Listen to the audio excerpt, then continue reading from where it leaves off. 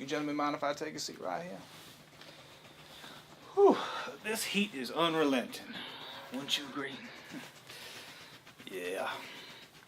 You know, my great-grandpapa used to work on one of them railroads just like this one right here. He left Louisiana to go to New York City to be one of Mr. Vanderbilt's men. Now his son, my granddaddy, told me that when he was a boy, told him about a hot day just like this one. As hot as hell fury, they said. And I guess there was this one fella who just turned cold white and just keeled over dead. They said his eyes rolled back in his head and he done fell on them tracks. That's terrible. It is, but that ain't the worst part. They say that he went on the ground for more than 5 minutes before they say his body done burst into flames. They said it was like the devil came to claim him. So that is why I try to keep myself cool and daisy fresh on days like this, so you fine gentlemen don't have to be cleaning up my mess. Oh, unrelenting indeed. But nothing like an August night down there in the bayou, I can assure you that. The air's so thick, take the Lord's breath right out your lungs. Oh, forgive me, where are my manners? My name is Mr. Remy Giroux Parker. Clifton Barnes, born here in Montgomery. Pleasure to meet you, Mr. Barnes. And you, sir? Lyle Sampson, Ithaca, New York. Oh, Mr. Barnes. We got ourselves a New Yorker. Well, you might have found way from New York, Mr. Sampson. What brings you down south? Is it business or pleasure?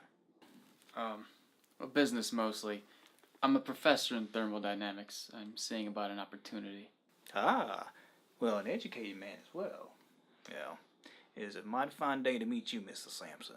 If you don't mind me asking, I noticed that you were pretty invested in what you're reading in your paper there. Might I ask what in its contents was so captivating? I'm sorry? Oh, I was just saying that I noticed that you were involved, if not concerned with what you were reading. Oh, it's a story. A tornado. Unfortunately, it killed 29 people in Wisconsin. Oh, that's terrible. That's a shame for those poor people. Well, I suppose the Lord works in mysterious ways. Ain't that right, Mr. Sampson? I said, ain't that right, sir? Mr. Parker. Giroux Parker. Giroux Parker. Without offending your own personal beliefs, sir, I do not share the same beliefs as you. Oh, I see. You one of them Jewish fellas? Either way, that's fine. I suppose even the Egyptians and the Greeks would agree. No, that's not what I meant. I don't believe in any sort of higher power. How's that?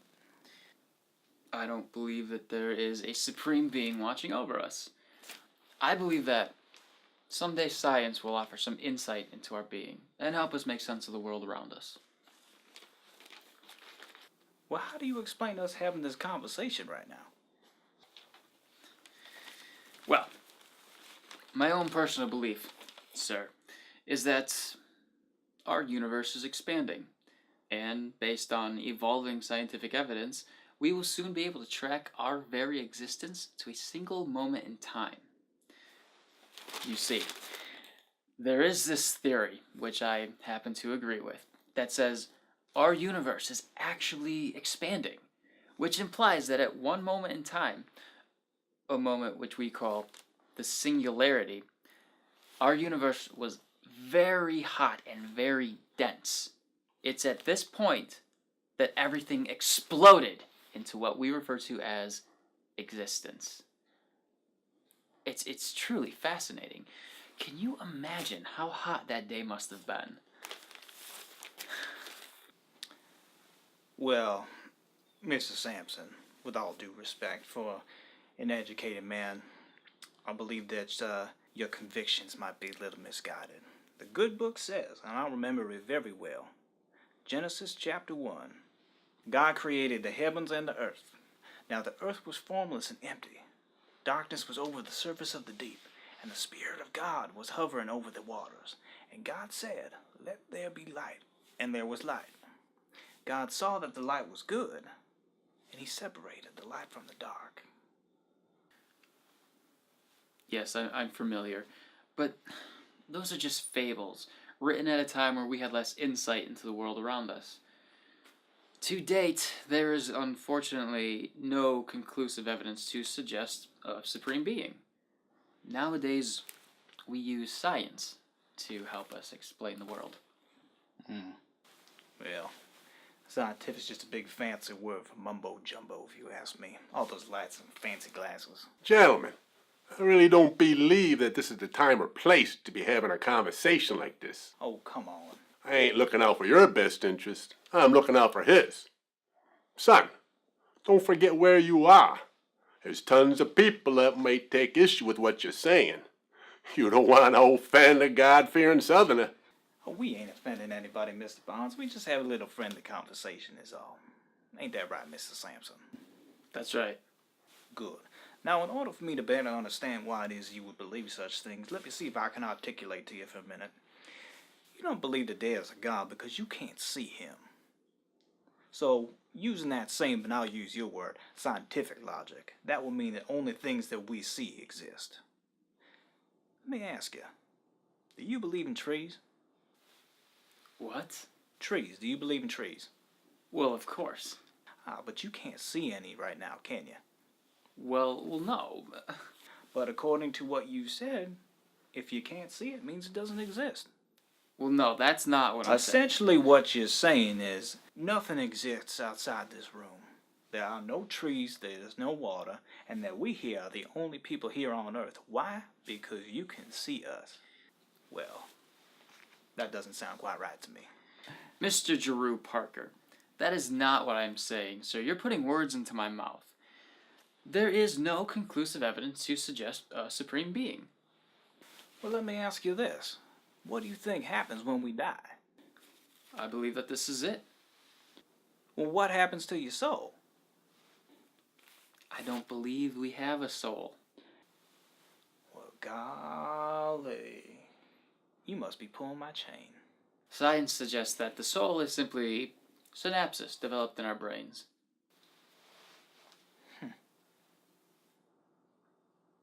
Well, I got an idea. Something to test a hypothesis, I guess you'd say. What is that? Well, Mr. Sampson, what we have here is a little bit of a wager. What are you writing? Just a little contract is all. It reads, I, Mr. Lyle Sampson of Ithaca, New York, being of sound mind, do by here offer my soul to Mr. Remy Giroux Parker. Is this a joke? No joke at all, Mr. Sampson. If you're not willing to save your soul, maybe I can. And shoot, we'll just assume that if you don't sign it, that means that you believe that there is a heaven, there is a hell, that you have a soul, and that you're scared. So, all you have to do is sign. I don't have to sign that. So you do admit that you have a soul. Signing or not signing, it doesn't mean anything. Why is it that you have such a hard time believing? Perhaps I've seen too much of this world. Well, quite frankly, I don't think you've seen enough. Oops, sorry. Well, that's quite alright, young lady. Here you go. Thank you. There's enough man-made evil in this world. There's no need for fairy tales. Yeah, well, devil, he don't come in all shapes and sizes. I noticed you favored your left side when you walked in. Is it from the war? Oh, yes, it is. It's a good eye, son. Got this in Peleliu, 1944. Piece of shrapnel and caught me right in the leg. Doctor said that about an inch over, I would have lost the whole thing completely. I thank the Lord every day for that. Did you serve? Yes, I did. 147th Infantry, Germany, 1945. We were on a mission in Bavaria. We had just got done delivering recon to a camp just northwest of Munich. We missed our rendezvous, and instead we were met with the SS. We weren't prepared. The fight didn't last long, maybe about 20 minutes. It's at that point the Germans were making their way for their final push. 16 men killed, 1 survivor. Me. There was a boy I was standing next to, and For the life of me, I can't remember his name. Only that he was from Toledo. But he was only about 3 feet away when a German tanker fired, near splitting him in half, sending me flying about 10 feet. The impact knocked the wind out of me, split a rib. And all the while I could smell the blood and the burning flesh from the men. I managed to crawl my way into a crater that had been blown in the road. I did the only thing I could think of. So I rolled the bodies of the nearest dead on top of me.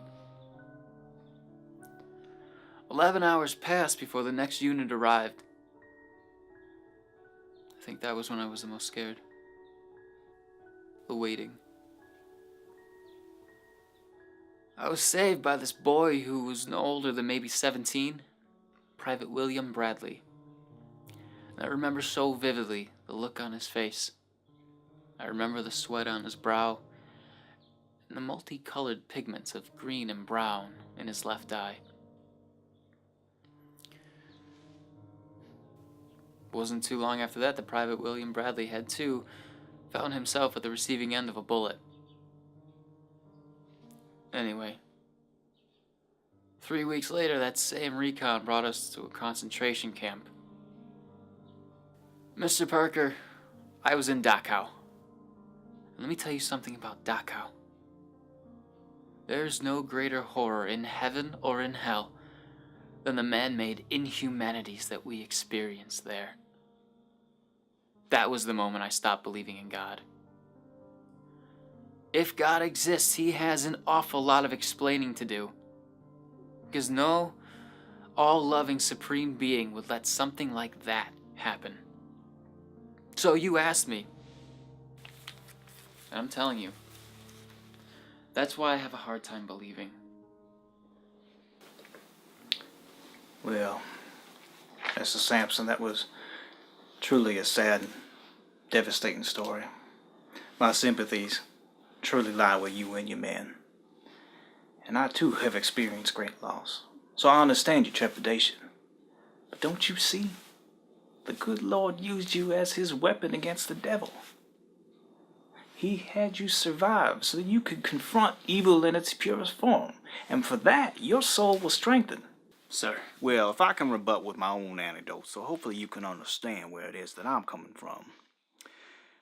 Believe it or not, at one point, I was an impressionable young man who was just absolutely smitten by this eccentric young woman by the name of Miss Anita Gerard. Now, Miss Gerard was the daughter of my father's business partner, Mr. Victor Gerard. Well, to say that Miss Anita was simply the most beautiful woman you ever seen would be to do the angels that brought her to life a great injustice. She had the whole town wrapped around her finger, and she knew it. And that's how she made her way in the world. When I first met Miss Anita, I think I was about age 13, she about 22, so unfortunately there be no way that I could be considered a viable suitor, but my oh my, Miss Anita Gerard.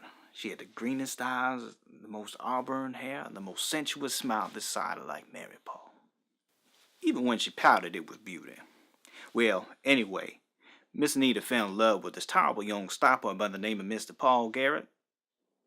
Well, this none too pleased Mr. Gerard, who had plans to marry her off to the heir of the Payloon family fortune, in the hopes that their marriage would solidify a pending business merger.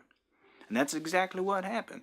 Miss Anita was forced to marry West Payloon, the boy king of the Payloon dynasty, who, well, let's just say was not the shining example of a good husband.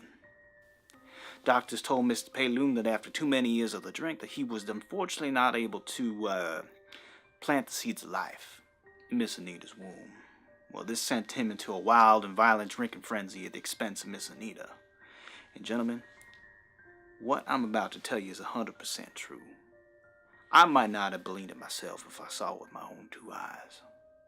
But I used to work as a busboy at our local tavern that Mr. Payloon frequented.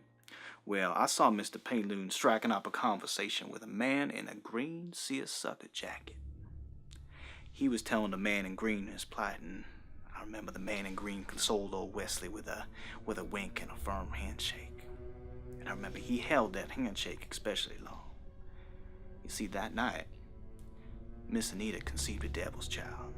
Except no one knew that just yet. Well, anyways, as news spread, everybody was elated, as they would normally be with news of a baby. You see, but I knew the truth. See, the devil, he don't fool me. As the weeks passed, Miss Anita started to very publicly and very noticeably change. Her skin was plagued with lesions, that beautiful auburn hair started turning gray, and it was like she had aged about 30 years in a matter of months. Well, once that baby was brought into this world, Mr. Payloon took that child and left Miss Anita for a younger woman. Well, I think the shock was too much for her to bear, and she hung herself from the Payloon family staircase. Mr. Garrett, who was devastated by Miss Anita's loss, went searching for her husband, and he found him.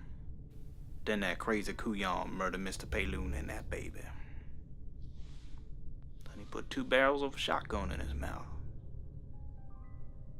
Maybe he was crazy, or maybe he just knew the truth. Maybe the truth was just a little too much to bear.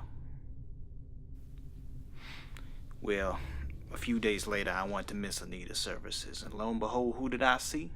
But the man in the green seersucker jacket came to witness his handiwork. Miss Anita Gerard, most beautiful woman he ever seen. Now she the devil's maiden. And that is why, beyond a shadow of a doubt, I believe. Because I don't see the devil. And Mr. Sampson, he's smarter than you. So, back to our little wager here. Have I managed to bring you to the light? Are you willing to let me save your soul? Well, despite your tall tale, I'm not prepared to sign anything. Mr. Sampson, I think it would be wise for you to reconsider. Gentlemen, please. I don't want to hear anything anymore from either of you. Both got my stomach all in knots. Number 432 is boarding, I repeat. Number 432 to Potomac is now boarding. Well, that's my train. Gotta go. Saved by the bell, huh? Making excuses? I see. Well, I can't say I'm surprised. It's a shame that fancy-to-do education of yours left you with such a hollow head.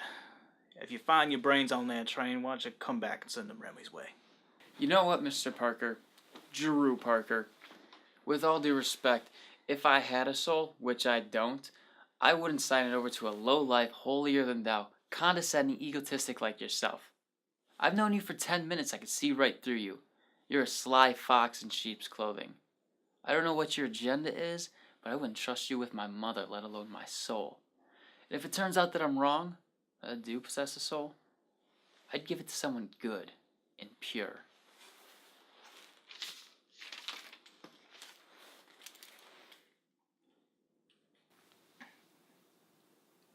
And what's that?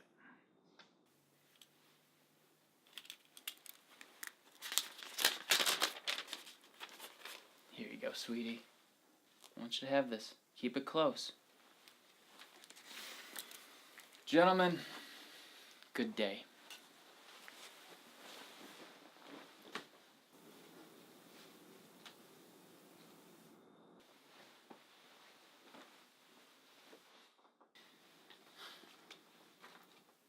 I told you I'd get him. I think I lived up to my part of the bargain. Wouldn't you agree?